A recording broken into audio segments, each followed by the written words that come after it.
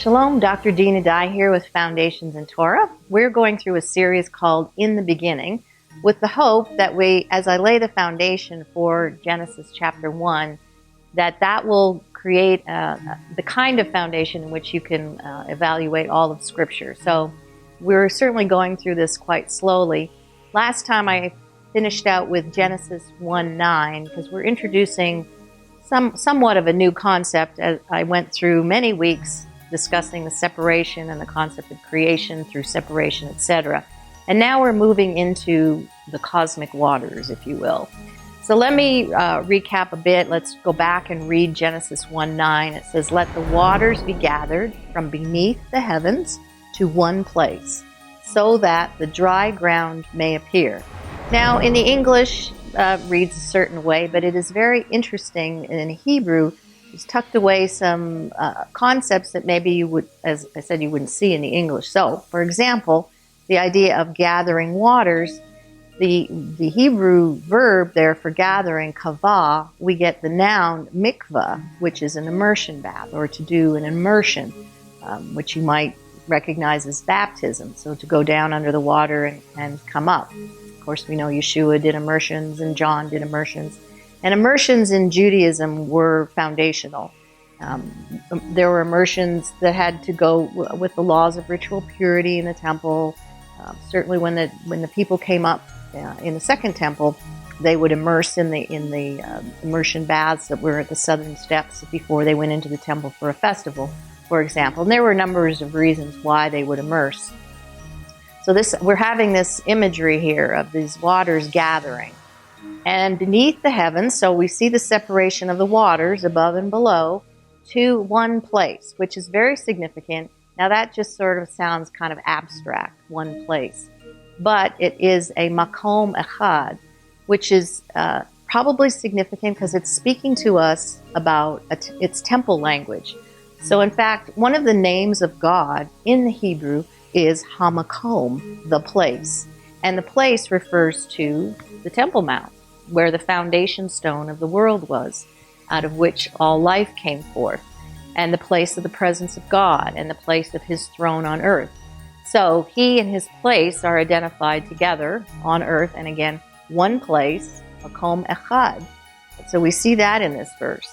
And it talks about the dry ground appearing. Now this is foundational in the ancient world, because when dry ground appeared, that meant that a temple would be built. And we can see that in numbers of places. So kind of go back to the beginning of Genesis there. We're talking about the Tehom, or the deep. So the waters of the deep. So this is kind of the sort of cosmic ocean being spoken of, very mythological in nature. But again, I have to keep repeating, the concept of myth doesn't mean it isn't true. It is just the way the ancients viewed their world. They described their world in terms of myth, in terms of symbols and imagery, etc. So the waters, it is said, covered the earth until God created the firmament, in Hebrew that's the rakia, to divide the upper waters from the lower waters. And so what it created was a boundary. And it was said, you can read this, and some of the sages and scholars talk about this, that the world now is protected from what we call the cosmic waters, or the waters that would cause chaos. So the Tehom, the deep, was seen as these hostile waters, or these hostile forces against God. And so God essentially set a boundary. And so our temple world inside the boundary, that's where our temple world exists. Outside the boundary was the place of chaos and disorder. Now the Tehom could not pass that boundary. And the boundary was essentially established to protect those inside. So what we find with temples is that they are places of refuge, they're places of protection, and they're a place where the seed is preserved. This is perfectly played out in the story of Noah. And we will go into that story probably a number of programs from here. We first want to cover the garden. But we can see that played out in the ark. So the ark creates this boundary. The ark is actually in the pattern of a temple. And so the waters, the chaotic waters, the waters of the deep that Remember, the fountains of the deep were open and the waters came forth. This is very much ancient Near East language.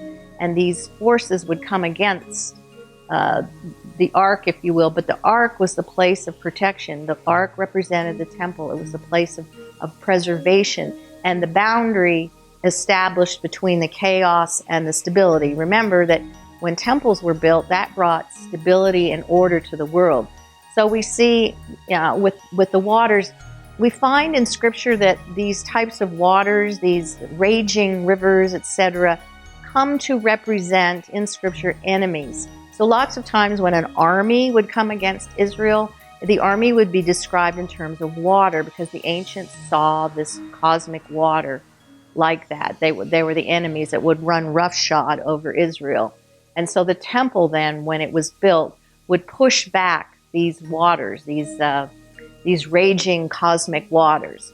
So again, the waters were gathered on the third day, which is interesting as well. And now we have the dry ground appearing.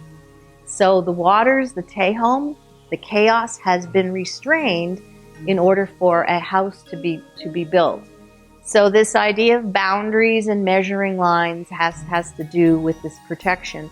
And certainly in Scripture, Ezekiel and various other places in Revelation, it talks about measuring out the temple, measuring out the courtyards, again, to define the boundaries and keep the enemy from entering into that sphere. So the world, and this, depending on which scholars you're evaluating, and some would say that the world was in a place of non-order before creation. Some would call it disorder. But the idea of non-order is alluding to the fact that there wasn't function and purpose. So when the dry ground appeared, they say that dry ground is in a sense pre-existent. So that when the waters recede, the dry ground is seen. Now the dry ground is called in this particular verse Eretz, the land. And so that's kind of an introduction to us of the meaning of the land of Israel. Because as dry ground appears, a temple will be built. Now it's pretty hard to build something on water. So the idea is this, in the ancient world they call it the primordial hillock, something along those lines, where this dry ground appears and now a temple can be built. So certainly out of the dry ground, new life can sprout. Interesting, in the passage there in Genesis, the Hebrew word that's used for sprout, deshe, is this idea of a sprout coming forth out of the ground. And this word isn't used in very many places in Scripture, only a couple. One of the more significant places where it's used is in Psalm 23. The idea of green pastures comes from the same root, deshe. And we find also the concept of deshe and green pastures has everything to do with the temple. In fact, one of the idioms for the temple is green pastures. And of course, that's the place where the garden and life, etc. So all of this being creation language in the idea of the waters coming forth. Now, we have to talk about this for a second as well, this idea of the splitting. The Hebrew word there is bakah. We find that when the fountains of the deep broke open, there's this sense of splitting in the story of Noah. We find when Moshe and the children of Israel come to the sea splits, the bakah. In Zechariah 14, it talks about the mountain splitting. Remember the Mount of Olives, and it splits north to south. Bakah is the same word. And the idea of the firmament splitting. So that allows one world to intersect with another, where this splitting occurs. So the children of Israel are at the shore, and what happens? The waters split. It's really speaking of an upheaval, if you will, between this world and the world to come. So the waters split, and what happens? Dry ground appears. So this whole story is very much temple language.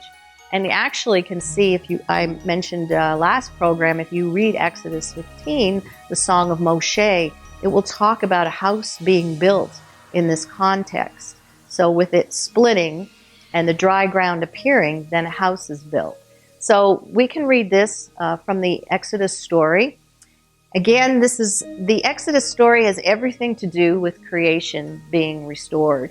And it actually will take us right into the Gospels and the Epistles and the words of Yeshua, because he's referring back to this as well.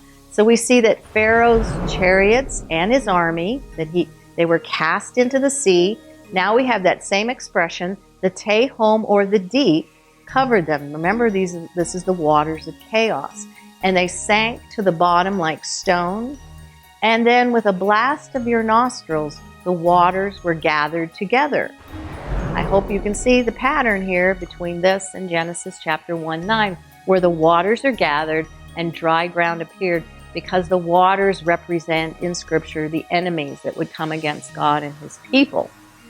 We can further read in this, it says that you will bring them in and plant them. There is a lot of planting language in Scriptures, and it has to do with Israel being planted in the land, because when she is planted in the land, it brings fruitfulness to the whole world and blessing, etc. So planting and scattering seed and spreading seed and fruit coming forth is very much the language of the temple and the language that is associated with Israel. And it talks about in the mountain of your inheritance. Now, I should mention, in the ancient world, mountains were also significant because they meant temples. Temples were built on mountains. In fact, it is likely that Gan Eden, the Garden of Eden, was built or established on top of a mountain. We see in Ezekiel with the water running down in 4 directions, giving us the sense that it's up high, elevated, because temples were always built in elevated places. We talked about the primordial hillock in the ancient world. And the primordial hillock was dry ground that would appear, and it would get larger and larger and become a mountain, and that was the point at which the temple would be built, because it's the mountains and pillars and things like that were seen as connection points between heaven and earth. It brought those two spheres together. It held them together. So it goes on to say, in the mountain of your inheritance, and then in the place. So we have that same expression that we had in Genesis 1:9, the place, Hamakom, a name for God, O Lord, which you have made for your own dwelling.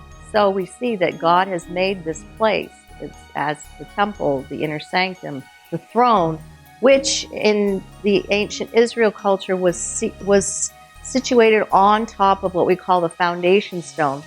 So in the second temple, Herod built, he expanded, of course, the temple. The Holy of Holies sat on the foundation stone, considered the bedrock of the whole world. And you were always ascending, and so when the high priest ascended into the Holy of Holies, that was the highest point, and where the bedrock of Mount Moriah, the mountain in which the temple was built on. The same would be true in the first temple as well. So this idea of the foundation stone was the location of where the Ark of the Covenant would sit. So again, this is his dwelling place, the place where he would put the soles of his feet. And it is described again as the sanctuary, O Lord, which your hands have established. So you see the forming of the sanctuary, of the house. For the horses of Pharaoh went with his chariots, and his horsemen went into the sea, and the Lord brought back the waters of the sea upon them. But the children of Israel went on dry land in the midst of the sea. Now because we don't understand the language and the culture, we don't recognize this as being temple language, and that a house would be built in the midst of the sea. Let me go on and read. This is from Psalm 104, another very important psalm. It talks about the Exodus and what happens to Pharaoh and his armies. Remember, the armies represented raging waters, the waters of chaos, the Tehom, that would bring instability to the world. When the enemies were defeated and dry ground appeared, stability came. And that stability and order came to the whole world. It wasn't just that one point. It is that when order came, the king was ruling and reigning from his throne, and he was everything was in order in his kingdom. He was to be a benevolent king, to take care of his people. So this is very much what we see as a pattern throughout Scripture. So Psalm 104, verses 2, 6, 7, and 8, I just pulled some excerpts out of that. But it says, who cover yourself with light as with a garment, who stretches out the heavens like a curtain. Do you see again the curtain in the heavens? Who laid the foundations of the earth, so that it should not be moved forever. So we see this permanence here. You covered it with the deep, that is our Tehom, as with a garment. The waters stood above the mountains. They went over the mountains. They went down into the valleys, to the place, you see the place again, which you founded for them. So typically when we read this, it just sounds like nice, flowery language, very poetic, which it is, but I hope you can see that there's a whole lot more behind the poetry here, and that this is actually speaking in a language of the ancient Near East world.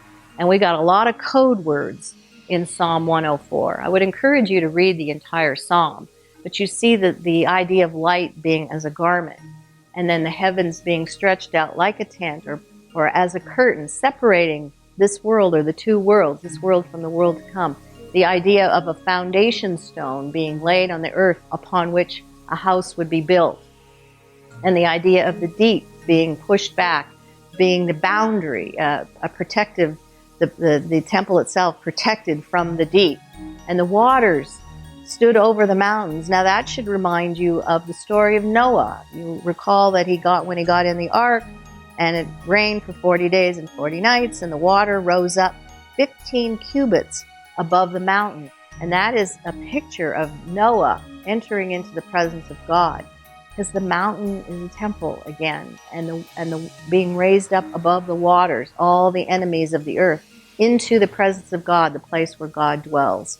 So again, it's very flowery language, but actually has an important meaning behind it. And so it's important for us to begin to understand this. Now, again, this is all, you can read this, and any of the temple scholars are going to show you that this is the case, that a temple recalled a mythical place, a primeval mound or a primordial hillock. It stood on the first soil that emerged from the waters on which the Creator God stood. Now that should remind you of Yeshua walking on the waters. And this being his work of creation. That comes from Hugh Nibley's, a quote from him. So all of these things lay an important foundation in Genesis chapter 1 so that we'll be able to understand these stories. Particularly in the book of Revelation, we have these raging waters going on and enemies coming.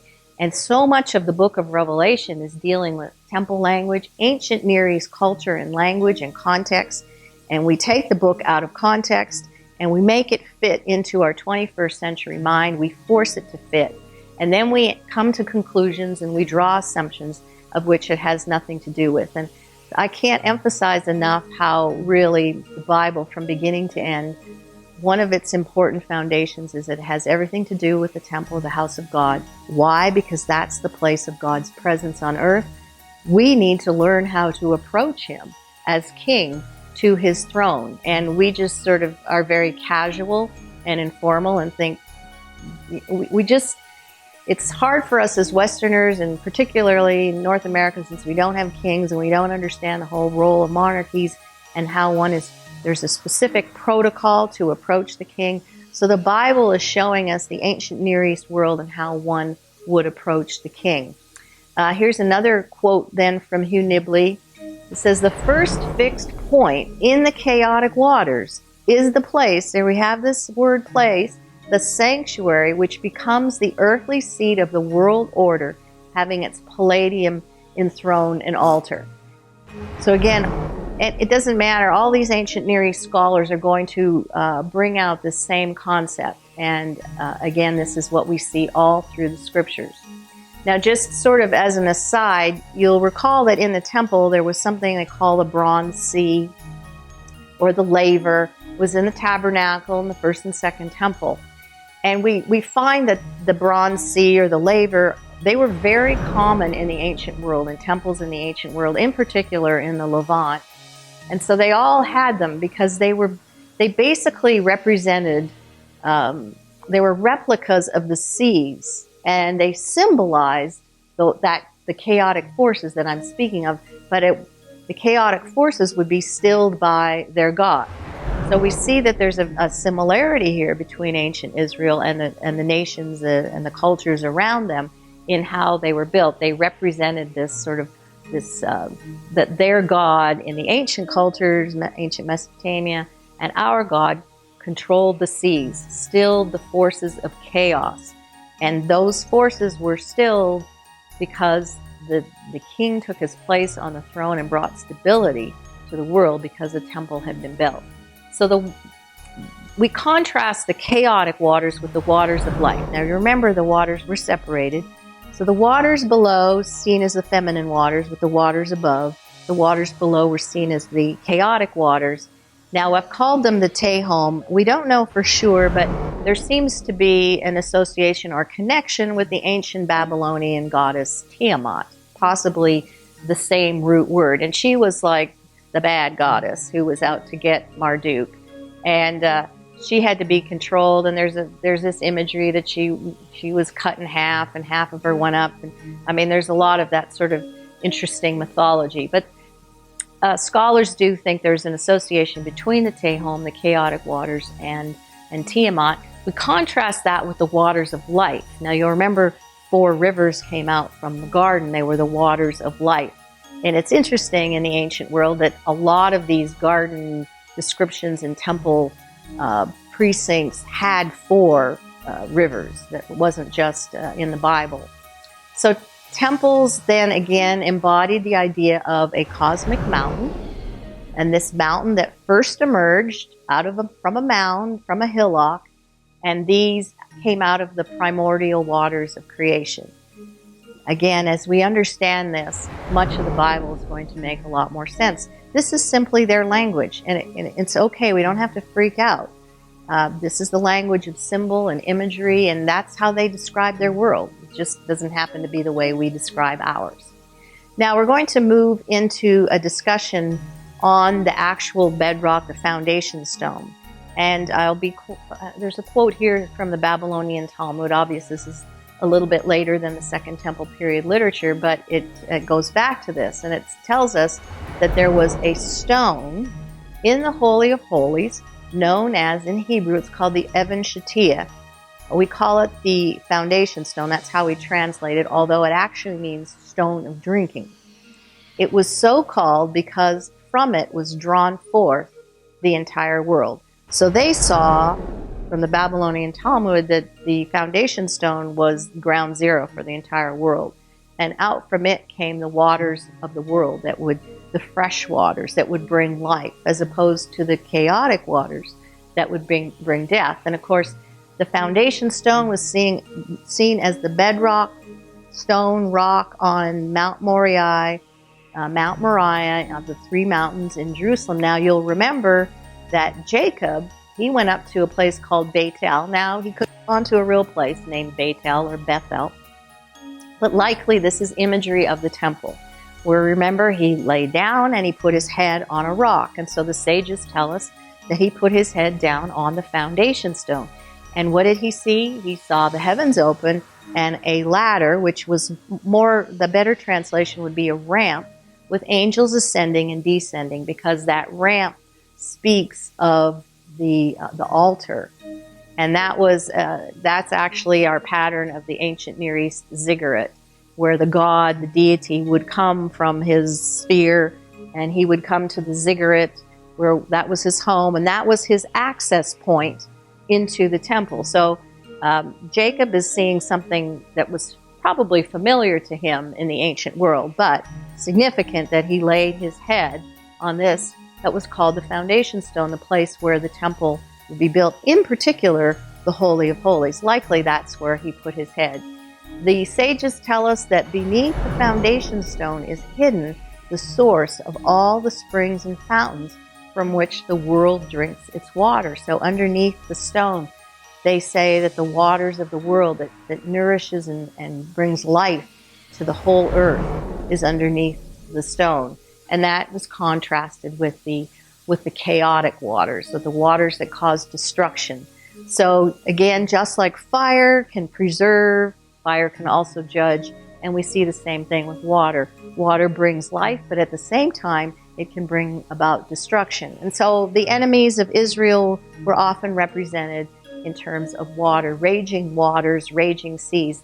the world of the ancient, they were in the ancient Israel in particular, were terrified of water because deep in the water lurked all these monsters, etc. So we see the Pharaoh going down deep into the Tehom, and the waters are being covered, and we can read about some of these sea monsters in Scripture, talking about the Leviathan, Leviathan, or Rachav, or sometimes described as a behemoth or a crocodile or whatever. There's lots of different terms. Job 41 talks about that. So they had great fear of the water, and in particular the deep. So you remember Jonah being thrown overboard. That was no small thing. And he went down into the deep, and it's another story. I'll probably explain that in a couple of weeks. Just don't want to get too far ahead of myself here. But again, the waters of life. And where was the tree of life? Planted by waters. We see that in Psalm 1. That is very much describing the world of the ancient world. And trees will become very important as we get into the story of the garden. This is from Pirkei de Rabbi Eliezer, and it says, he stretched out his right foot and sank the stone deep into the earth, as one sets a keystone into an arch.